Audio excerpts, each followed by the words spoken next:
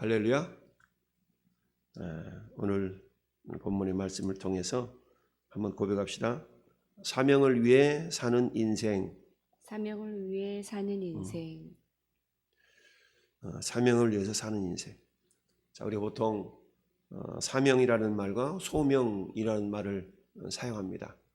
소명은 영어로 말하면 콜링, 부르심이라고 표현할 수 있고요. 사명이라는 말은 미션이라는 말로 표현할 수가 있죠.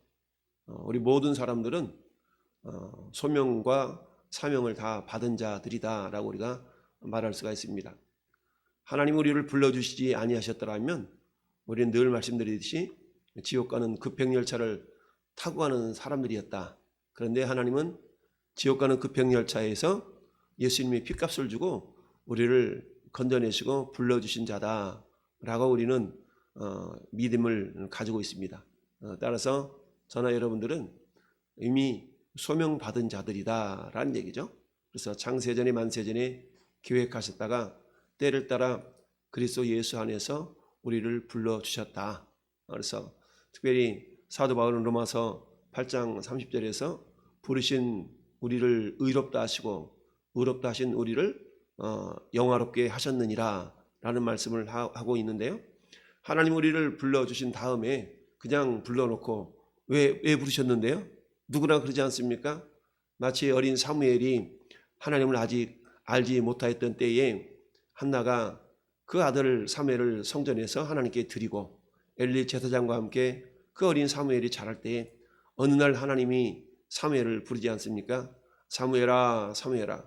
그런데 이 어린 사무엘은 아직 하나님 음성을 듣지 못했기 때문에 엘리 제사장이 가서 부르시기로 내가 여기 있나이다 라고 했더니 나 안 불렀는데 가서 자다 말고 또 다시 부르니까 내가 부르시기로 여기 있나이다 안 불렀다니까. 가만히 생각해 보니까 하나님이 사무엘을 부른 것 같아서 사무엘한테 이렇게 얘기하죠. 누가 부르거든 여호와의 말씀 없어서 내가 여기 있나이다 라고 그래라. 여전히 하나님께서 사무엘을 부를 때에 그제서야 사무엘이 하나님 내가 여기 있나이다 라고 하면서 하나님께 응답하는 그런 내용이 사무엘상에 나타나 있죠. 이처럼 누구나가 하나님이 불러주시지 않는다면 오늘도 우리가 기도의 자리로 나올 수가 없습니다. 하나님이 불러주셨기 때문에 우리가 예배 자리, 기도 자리 또는 예배자로 설 수가 있는 것이죠. 따라서 내가 거룩한 날, 복된 날, 주일에 또는 수요일에 새벽 기도에 내가 예배 자리로 나와 있다는 것은 물론 내 의지가 작동하고 발동했기 때문이기도 하지만 그러나 그 먼저는 하나님이 우리를 불러주셨기 때문이다 라는. 따라서 고백합시다. 나는 소명자입니다. 보통 소명받았다 그러면 보통 우리가 신학교를 가서 목회자의 길을 걷는 사람들만을 우리는 보통 소명받은 자 얘기하는데 그러나 우리 모든 사람들은 다 소명받은 자들이죠. 따라서 내가 소명받았다면 하나님 왜 부르셨을까? 어린 사무엘을 하나님 부르신 이후에 그 사무엘에게 엘리 제사장이 집에 미래에 있을 일들에 대해서 쫙 얘기를 하죠. 그래서 이 엘리 제사장이 궁금했던 겁니다. 하나님이 사무엘을 불러서 뭐라고 말씀하셨을까? 이튿날 코치코치 캐묻죠. 너 하나도 숨기지 말고 자세히 말해봐. 어린 사무엘이 하나님 말씀하신 대로 다 고백하는 것을 봅니다. 그것은 뭡니까? 하나님 우리를 부르셨다면 부르신 이후에는 우리에게 뭔가 숙제를 내주시기 위하여서 우리를 부른다라고 표현하죠. 그 숙제를 거룩하게 사명이라고 표현을 합니다. 자, 오늘 아브라함이 자기 집에서 그냥 어릴 때부터 그야말로 자기와 함께 했던 그런 종이 하나 있었죠. 그 종 이름이 엘리에셀이라는 종입니다. 아브라함에게 신뢰를 받고 신임을 받았던 이 종에게 아브라함은 아주 중차대한 사명을 부여하죠. 그 사명인 즉슨 뭡니까? 이제 아브라함의 아내 사라가 죽었고 이제 어때요? 그야말로 백세 난 아들이 장성해서 아내를 얻어야 되는데 이때 이삭의 나이가 40세였습니다. 그러니까 자기 어머니가 죽고 이삭도 홀로 있는데 아브라함이 그 아들을 위해서 배우자를 이렇게 마련해 줘야 되는데 지금 자기는 어디 살고 있어요? 가나안 땅에 살고 있죠. 아브라함 입장에서 본다면 가나안 땅은 이방 땅인 겁니다. 이방 지역. 그래서 엘리에셀을 불러서 야 너 나한테 맹세하고 나도 너한테 맹세하는데 하면서 배우자가 될 조건을 이야기하는데, 첫째, 가나안 족속 가운데서 배우자를 선택하지 말아라. 둘째, 우리 아버지 족속, 즉 내 친족에게로 가서 거기서 배우자를 선택해라. 셋째, 배우자를 선택함에 있어서 절대로 내 아들 데려가지 말고 가서 하나님께서 반드시 만나게 할 테니까 그 데리고 와라 라는 세 가지 조건을 줬습니다. 이 조건을 들은 엘리에셀이 뭐라고 얘기합니까? 그런데 주인님, 만약에 그 여자가 올라오지 않으면 다시 우리 도련님을 데리고 와서 그 배우자를 데리고 와야 됩니까? 라고 얘기했더니 아브라함이 뭐라고 얘기합니까? 그럴 필요 없어. 우리의 전능하신 하나님께서 미리 앞서 가셔서 미리 다 준비해 놓을 거야. 그러니까 걱정하지 말고 가. 이게 아브라함의 믿음이었죠.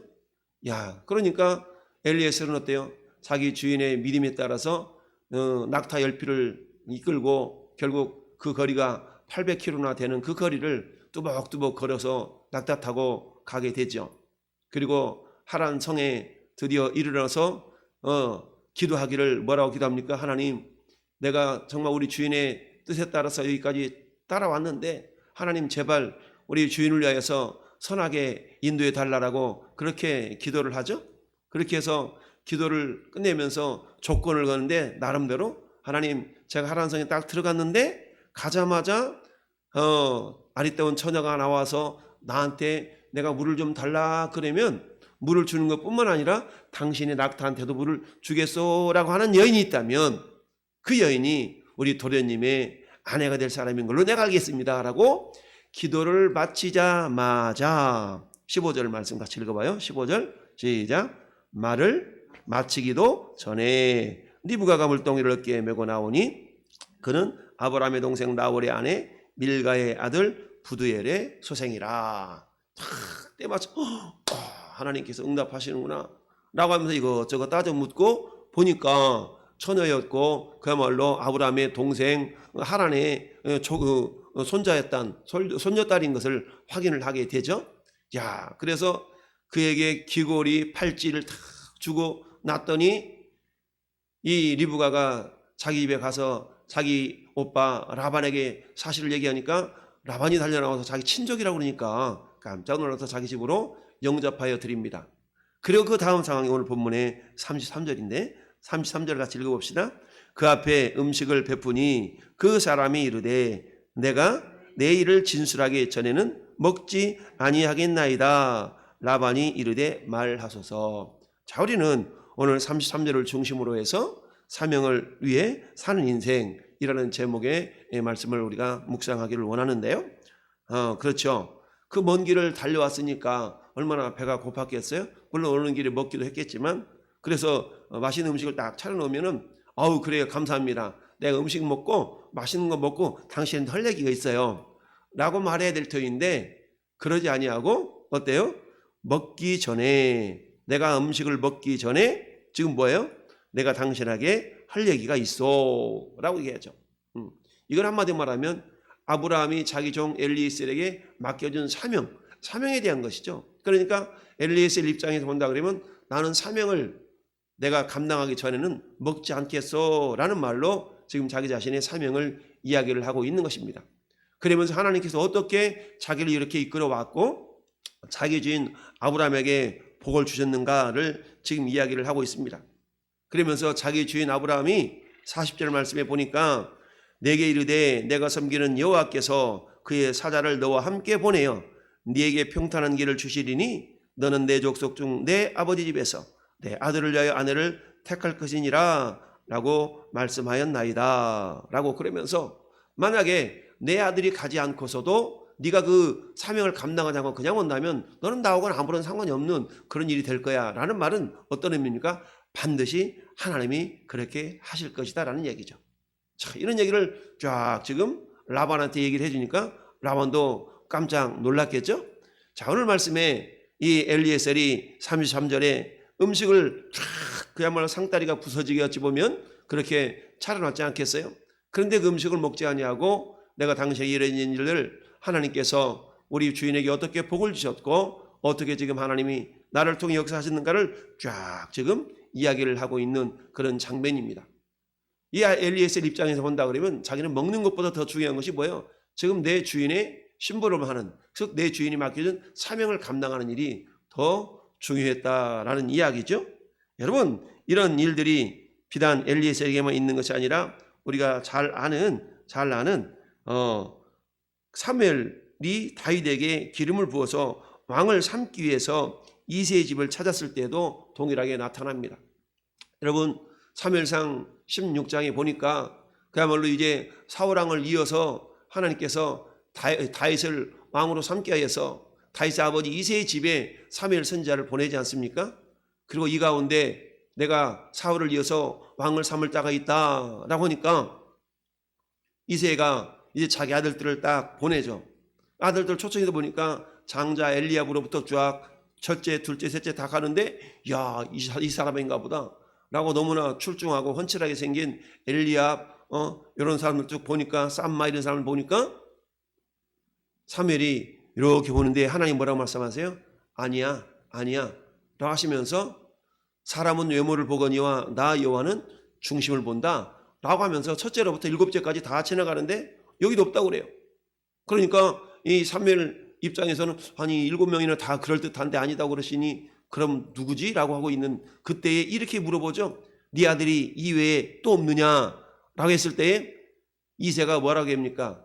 예, 한 놈 있기는 한데 걔는 깜이 아니에요. 걔는요, 이 형들이 지금 선 보러 올 때에 저기서 지금 뭐하고 있어요?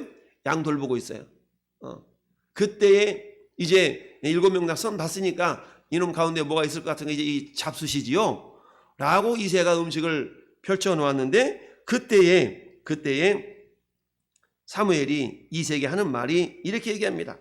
자, 사무엘이 이새에게 이르되 내 아들들이 다 여기 있느냐? 이새가 이르되 아직 막내가 남았는데 그는 양을 지키나이다.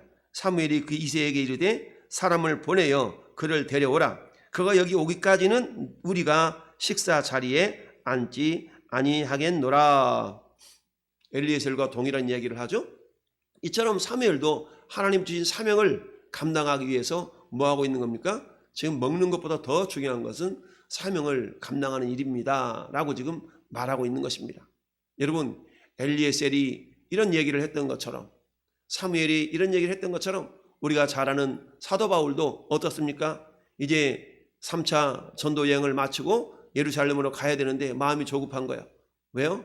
이미 마게도냐 데살로니가 이런 곳에서 받았던 이 예루살렘 교회를 향한 그런 선교헌금이 있거든요. 그 선교헌금을 빨리 전달해주고 싶은 거야. 그래서 어때요? 오순절 전에 그곳에 다녀가고 싶은데 근데 원래는 어때? 오는 길에 에베소도 들러서 그 교회 성도들을 좀 격려하고 이러고 싶었는데 그러면 시간이 더 걸리니까 에베소보다 저 밑에 있는 밀레도라는 항구 도시에서 머물러 가지고 에베소에 있는 장로들을 빨리 내려라고 얘기하는 거야. 그래서 에베소 장로들을 저 밀레도로 불러가지고 내가 지금 시간이 없어 당신들을 불렀어라고 하면서 예루살렘에 가서 해야 될 일과 그리고 에베소 교회에서 너희들이 해야 될 그 사명을 쫙 얘기해 줍니다. 그런데 그때 뭐라고 얘기냐면 지금 예루살렘에 가면 당신 특히 어려움에 처할 건데 안 가는 것이 좋지 않겠소? 라고 지금 얘기를 하자 일에 대해서 사도 바울이 그 유명한 사도행전 20장 24절에 말씀을 하고 있습니다. 그 말씀 뭡니까? 나의 달려갈 길과 주 예수께 받은 사명, 은혜의 복음을 증언하는 일을 마치려면 나의 생명조차 조금도 귀한 것으로 여기지 않겠노라 라고 이 사도 바울도 역시 사명을 위해서 살고 있는 인생임을 고백하고 있습니다. 여러분, 엘리에셀, 사무엘 그리고 사도 바울뿐만 아니라 예수님도 그렇죠. 예수님 어떻습니까? 우리가 아는 것처럼 요한복음 4장에 사마리아 여인, 우물가에 있는 여인에게 복음을 전하시기 위해서 어때요? 제자들이 도시락을 갖춰서 잡수소서라고 음식을 이렇게 대접하고 됐을 때 나에게는 너희들이 알지 못하는 먹을 것이 있다 라고 얘기하죠. 아니 누군가가 음식을 갖다 드렸나? 라고 했더니 예수님이 이어서 하시는 말씀이 뭐라고 얘기합니까? 내 음식은 아버지께서 나에게 하라고 하신 그 일을 이루어 드리는 것이다 라고 하면서 우리 주님도 먹는 것보다 우리 아버지께서 허락하신 사명을 다하는 일, 그러면서 마침내 누가복음 22장 42절에 아버지여 할 만하시거든 이 자를 내게서 옮기시옵소서. 그러나 내 온대로 마옵시고 아버지 온대로 되기를 원하나이다 라고 하면서 결국 마지막 그 사명은 뭡니까? 십자가에서 인류의 모든 죄를 다 담당하시고 죽으셔야만 하는 그런 아픔이었던 것이죠. 이런 것처럼 오늘 본문을 통해서 과연 우리는 무엇을 위해 사는가? 라고 그 누군가가 질문했을 때 우리는 어때요? 따라서 나는 사명을 위해서 삽니다. 그렇다면 우리가 나의 사명은 무엇인가? 그 사명이라는 것은 하나님께서 우리에게 하라고 하신 그 일이죠. 그 일은 무엇입니까? 그것은 복음을 전하는 일이죠. 사도행전 1장 8절에 오직 성령이 너희에게 임하시면 너희가 권능을 받고 권세와 능력을 받고 예루살렘과 온 유대와 사마리아와 땅끝까지 이르러 내 증인이 되리라 라고 말씀을 하고 있습니다. 결국 이처럼 복음을 전하는 일을 통하여서 우리 하나님 아버지께서 영광을 받으시게 되는 것이죠. 따라서 우리의 존재 목적이 너희는 먹든지 마시든지 무엇을 하든지 하나님의 영광을 위하여 하라라고 하신 그 말씀처럼 저는 여러분들에게 하나님이 그 사명, 즉 사명이라는 것은 예수 그리스도를 증거하는 일인데 오늘도 과연 나는 하나님이 나에게 주신 그 사명이 무엇인가를 잊지 않고 있는가? 또한 그 사명을 위해서 그 사명이 어찌 보면은 먹는 일보다 어쩌면 사명이 내 죽는 일보다 더 중요하다라고 고백했던 사도 바울처럼 사명을 위하여서 결국 십자가에서 당신의 몸을 들이셨던 예수님의 모습처럼 사명을 감당하기 위해서 먹는 일보다 먼저 중요하게 여겼던 그야말로 사무엘이나 오늘 본문의 엘리에셀처럼 전에 여러분들이 과연 그런 삶을 살아가고 있는가라는 것을 이 아침에 한번 돌아보면서 하나님 내가 내 사명을 깨닫지 못했나이다. 하나님 내가 내 사명이 무엇인가를 내가 외면하고 살지는 않았는가. 이 시간 돌아보면서 오늘 한 달도 주님 다시 한번 내 생각 내 사명을 하나님 나에게 주신 사명을 위하여서 나를 부르신 내가 소명받은 자인데 하나님 내가 사명을 오늘 하늘도 하루도 나를 통하여서 그 사명을 이루는 그런 축복의 통로 생명의 통로로 살아가기를 원합니다 라고 기도함으로 우리 하나님을 기쁘시게 하는 오늘 하루의 삶이 되기를 예수님의 이름으로 축원을 드립니다. 아멘.